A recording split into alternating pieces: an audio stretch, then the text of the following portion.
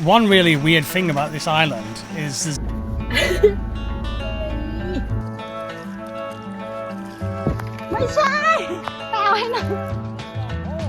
I told you. if I decide I want to take over from Samchai. Bye-bye. Bye-bye. We're actually on the island of Koh Mak at the moment, just across from Koh Chang.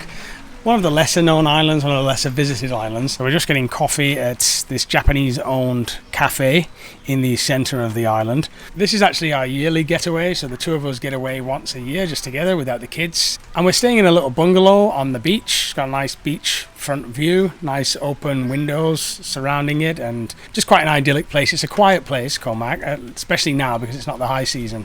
So it's perfect for couples getting away and just relaxing. So arrived yesterday. It wasn't raining, so we had a little walk around the island and went to Coco Cape, this beautiful pier that goes right out into the sea. There's a little bar there at the end that you can sit at, and I think it's going to be our go-to place on the island where we're going to spend every afternoon and sunset in that area. Tropical fish swimming in the sea, great service there as well. Just an all-around idyllic location. First impressions of Koh Mak is that I guess it's like Koh Chang was many, many years ago. It is underdeveloped, which we like, but obviously is showing signs of development. There are a number of nice cafes that have popped up. We stopped in at Cobble Cafe, which is pretty new. I believe it's only less than 6 months old. So there's clear signs of development on the island, although it has a kind of homely, intimate feeling as well. We were told that 60% of the people that come here are the same people every year. So they come and then they rebook for the next year. They like it that much. It's kind of their spot. And I can really understand why. Still recording, you know. In fact, we'll just keep you on camera. Why we need me. Well, I'll just ask you some questions first. So we're away from the kids, and I thought it's something we might talk about on this vlog, getting away as a couple after 13 years together. 14 now. 14 years together. So what do you find difficult about leaving the kids? First, it's hard because most of the time I spend with the kids like 24 hours, and when it's time to leave them, it feels like worry, you know, and also think gonna miss them so much. Yeah, that is the first day, and then later feel relaxed with the husband because that's what we need, you know. You cried again, didn't you? Yeah, I cry every time. Every year when we leave in the car, she cries, mainly because of Go, leaving Go. Yeah, because me and Go like 24 hours together because he not go school yet. So we like spend most of time together with Hugo. Yeah. So and also I worry that he gonna miss me. He gonna miss mommy and daddy. He gonna think like where mommy daddy gone, like that, you know. Like I care about his feeling, their feeling. But what we do is her sister looks after the kids, so we just kind of pay her a babysitting fee. And she takes care of the kids, yeah. But this year we were going to cancel, weren't we? Yeah, this year we plan to cancel because we think like so much job to do, so busy, and then we think like maybe this year we just not go anywhere, not do anything, and then later we just decide, okay, we need to go. Like we just decide and we book everything straight away. Yeah. I think it's important because even though we live together, we kind of live somewhat separately. And we don't. Separate house. It's hard to spend quality time together when you've got two kids. As anybody that's parents knows, when you have kids, it's difficult to spend quality time, like serious quality time. Maybe you get a few hours in the day, but yeah, I'm glad that we didn't cancel now. And you make excuses. You think, oh, we'll just do it next year, or we were supposed to go to Japan.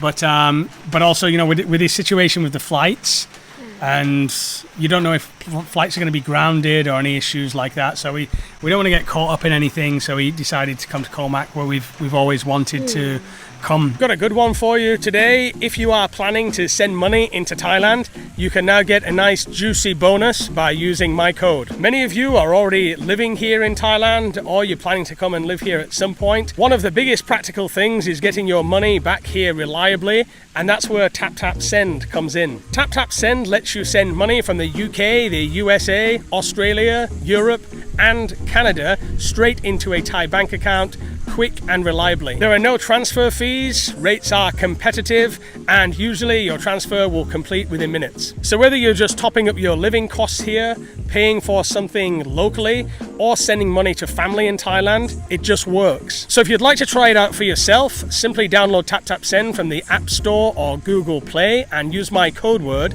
to get yourself a bonus. Those links are below for you in the pinned comment and the description, and do let me know how you get on. And what are your first impressions of the island?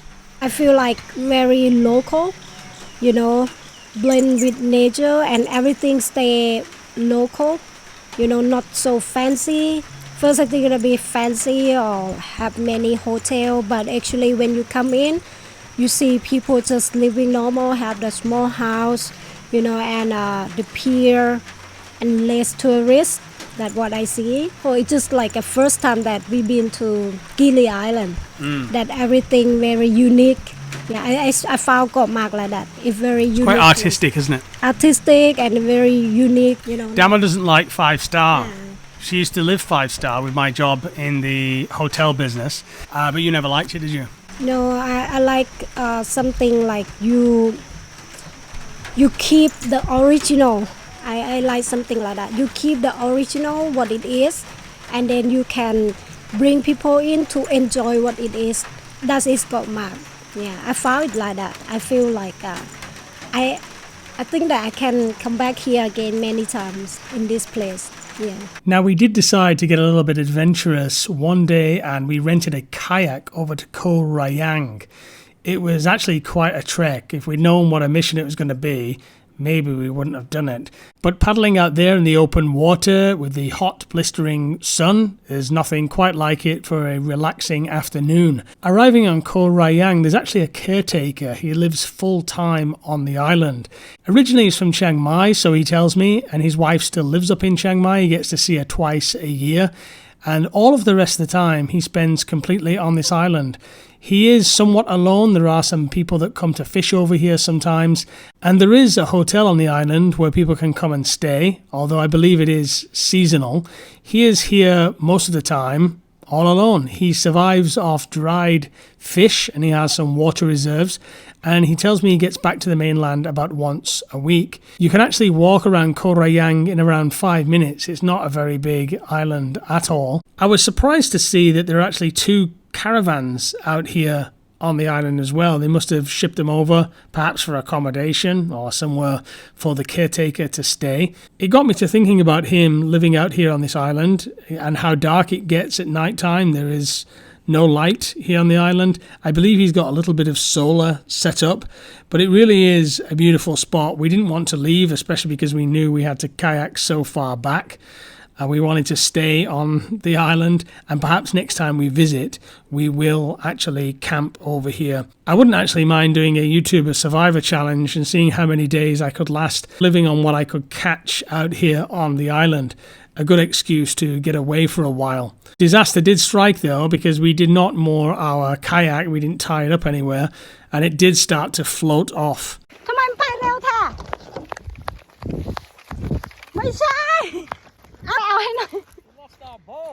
I told you. He said that I'm gonna bring his. Oh shit. I บอกแล้วเห็นไหม We gotta be careful because this current will take it off out there. Luckily this guy was here and he had a second kayak so he could go out and get it and bring it back to the mainland. But that was definitely a lucky escape. Had he not been here, we might have been sleeping on this island. สูงๆเลยร้าย First and last adventure I take you on. สนุก word visit love it And what do you think about for the relationship, how it helps like couples to have time away? I think it's good and wonderful. You know, like sometimes we stay together, we see each other every day, but it's not like that, you know, because we both working, he working and working, and then we have kids to take care, but we don't really have like sweet time like that, you know. This holiday is like honeymoon day that focus only us.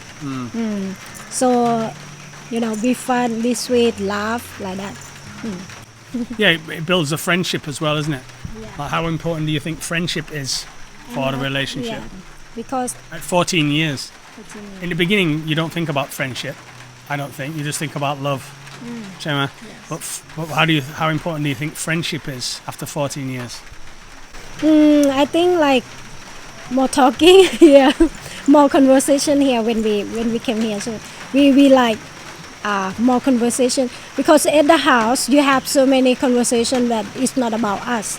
It's not about joking. It's not about most about we talking about business and kids. That's what we focus over there, and come here we focus on have like the friendship. Sometimes we walk together and call you friend, hey my friend, like that, you know. It's like more open to talk, like honest thing, you know, not worry, you know, because we know that we can talk and then we can understand each other. We actually take the piss out of each other quite a lot, don't we? Like we joke on each other, playing. We like to. We know each other's humour by now, so we tend to have fun that way, don't we? Yeah. He like to clang me, make a joke. No, but sometimes we bicker like old married couple, don't we? But not in a serious way. You're not like arguing. Like, it's more like, oh, why you do that then? You know, like Sometimes he make a joke, but I don't understand it. I don't understand. I have you to know? explain the joke. Like the joke that I take it serious because I kind of like not understand his joke, so I take it serious sometimes. What you mean by that? Like that? Or he have to explain to me this is a joke like that. One really weird thing about this island is there's loads of these statues dotted around of like basically erotic positions. They're known as like love expression statues or something. You tell me what you think.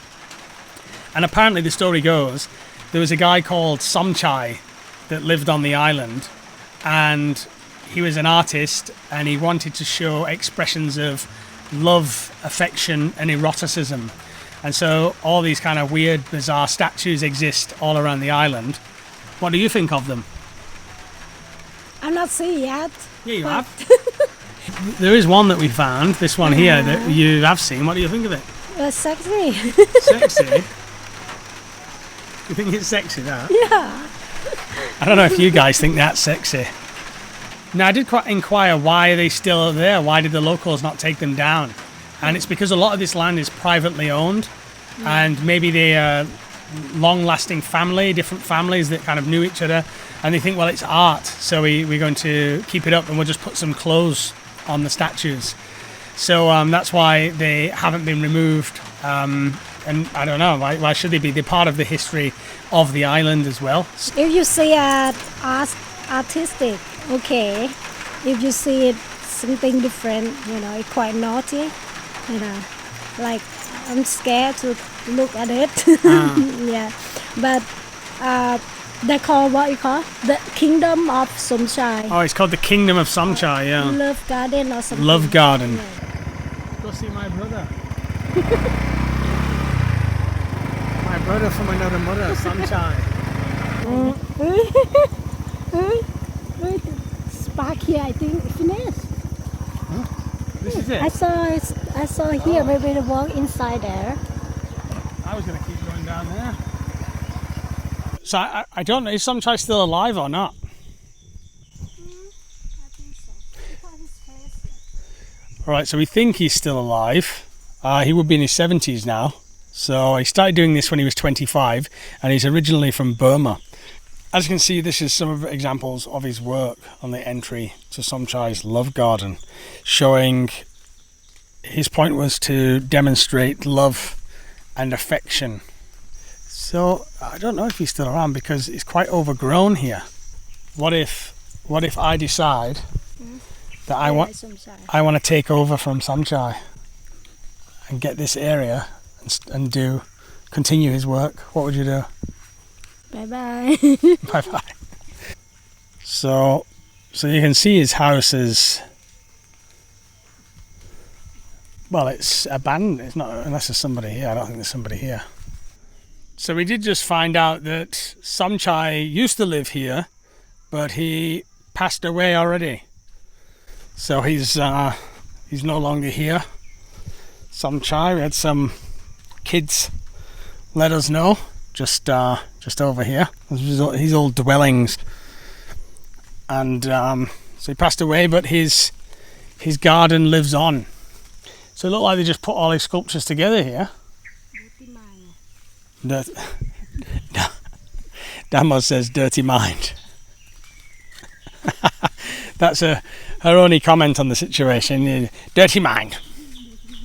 So it looks like it's long fell into disrepair as well, hasn't it? They've not been keeping the gardens. They've not opened it as like a tourist attraction, have they? They just keep what it is. No, I think it's just art. It's the appreciation of the female form. It's just appreciation of the female form, isn't it? What if it was men? What would you say? Good. Better or worse? Worse. Or same? Worse. Worse? When I look at it, he have the very artistic mind, the idea, imagination, you know. Because if you're not artist, you cannot build the shape, the face like that, you know. It's like beautiful, you know. It's beautiful shape, face, eyes, nose. If just some crazy guy, not artist guy, not be able to do that. I think. So you do like it? I like if you look at like art. It is art. The shape. It's just he says it's an expression of his freedom. So free art. It's like the guy have art inside, born to be the artist like that. It's not learn to be the artist. He born to be the artist, but he imagination so crazy. We're kind of happy doing anything, aren't we? Yes. Doesn't really matter what we're doing. Like it's not about sightseeing so much. We want to see the island, of course, but like today it's raining. And do you worry that it's raining? Is it going to make you sad, like, or upset? No, not really. Like even the raining, we still doing. We still keep doing it. You still want to go out, not raining and then stay in the hotel. It's not like that. We plan to come out this rain, you know. Even some people they just cannot go anywhere and stay in the hotel, but we just make it. Sure. We will go, whatever, if it rains. Yeah, we just make the most of it. Dama's usually happy with a coffee somewhere, aren't you? You know what I mean? It's not an action island here. It's more of it's about relaxing, and we found a few good spots, haven't we? Quiet place. We're not really travel vloggers as well, so we're not covering it like a travel vlogger would cover Koh Mak. It's just not our thing to do that, but we just want to share our opinion of the place. Definitely on the list. I think Koh Mak is one of those in the middle. It's not like a best kept secret. I know some islands in Thailand that are really well kept secrets, but this one I don't think is a massively best kept secret. I think there's still a lot of people that know about it. Some people that say Koh Good is more beautiful, but when I see it, I think more fancy. Yeah, it's beautiful, clear water, clear sea, but more fancy like that. But we like this. So thanks for checking in today, guys. I hope you're all well and take care.